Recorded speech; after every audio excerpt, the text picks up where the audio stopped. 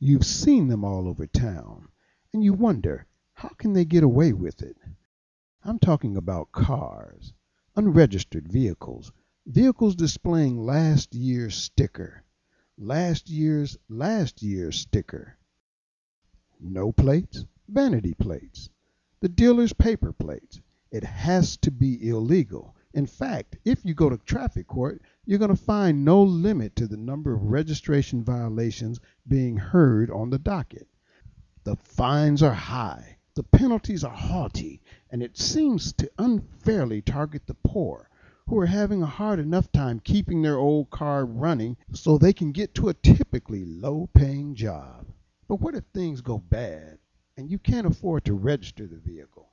Rather than risk a fine for driving a non-registered vehicle, you decide to park it in your driveway until you can develop some new income streams, or until your ship, whatever it may be, comes in. And you can afford to divert the registration fee out of your food and utilities budget. The DMV offers a planned non-operation option to those who wish to park their vehicle for a while, but they enforce a fee, at least $20 for even that. And if you're a father like I am, you know that $20 is also the price of a box of disposable diapers. So in today's economy, many Californians have had to simply park their vehicle until something breaks. Well, today's economy is having as much of a negative effect on the state of California's bottom line as it probably is yours. The difference is that the state is able to declare money owed to them to be taxes and collect them from you at will. In the past, unless you made contact with law enforcement for some other reason, they hardly bothered to enforce lapsed registrations. They probably still don't, but they don't have to. After 6 months of non-registration, the DMV will turn your file over to the State Board of Equalization for swift enforcement and aggressive collection.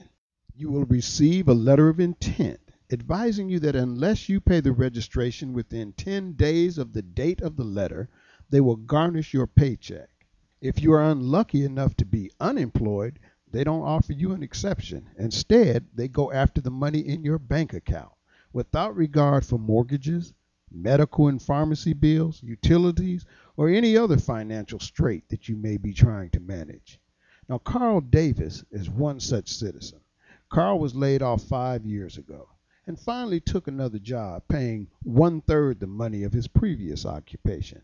He cashed out his 401k and went through his savings, and he managed to keep one of his 2 vehicles registered for the family to use, but his wife's car sits unregistered in the driveway. Carl Davis doesn't know what he'll do when the state follows through and he gets the short paycheck.